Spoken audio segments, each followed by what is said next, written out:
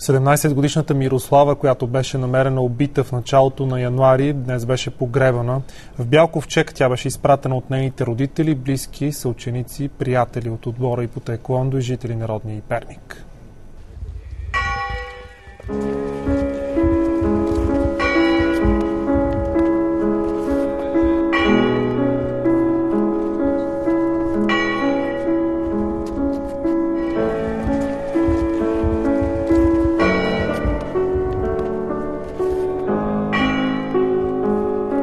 И не го пожелавам на никой треньор така да изпраща състезател, толкова млад човек. Едно дете, което не е започнало да живее.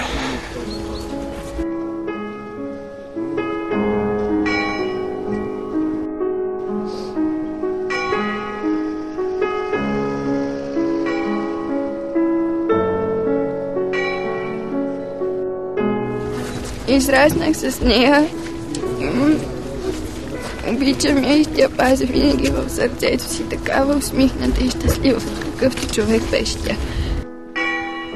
Надявам се най-накрая хората да се осъзнаят, че в държавата ни не може да стават такива налепи неща и зверски убийства на деца.